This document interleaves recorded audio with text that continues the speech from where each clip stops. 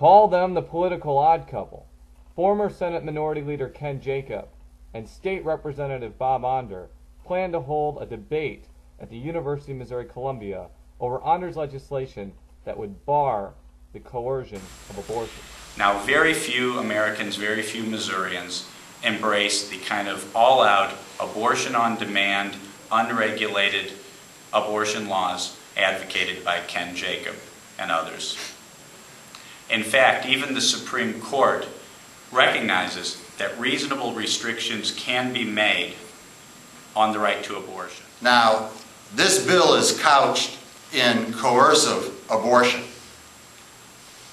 I'm confident, after fighting for a woman's right to choose for so many years, that those women who find themselves in a situation where they have to decide to have an abortion, that the last person that they want to come to their aid is Representative Onder. It's a rhetorical skirmish that one political science professor deems to be unprecedented in a contested congressional primary.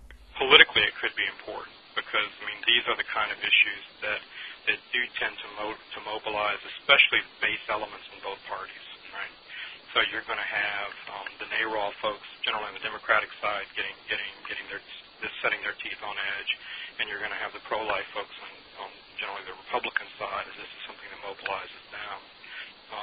So politically, this could be important, but in terms of telling us anything about what these folks are likely to really be able to accomplish once they get to Congress, it won't tell us very much at all. Some hopefuls for the 9th District congressional seat have derided the debate as no more than a publicity stunt.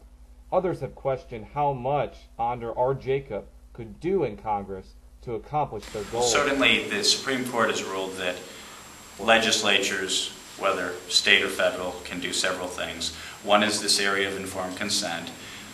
Last summer in Gonzalez v. Carhart, the Supreme Court ruled that partial birth abortion can be outlawed by state or federal governments. And I certainly oppose public funding for abortion. So I support the Hyde Amendment. I support restrictions on funding for groups like Planned Parenthood that do and support. Yeah, they haven't been doing a whole lot. But you know what? Nobody ever stood for 5 days or for 15 hours on one bill like I did before. But more specifically, I would introduce legislation and try to secure funding for a national comprehensive plan on family planning so that we could reduce the number of unwanted pregnancies. I could be a strong voice and an advocate for that.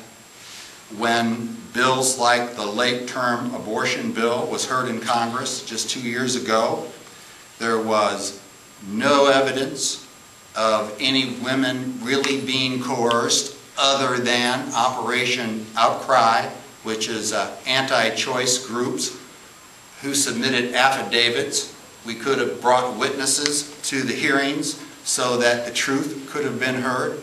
There's lots of things you can do. The debate takes place at 7 p.m. June 5th at Waters Auditorium on the MU campus.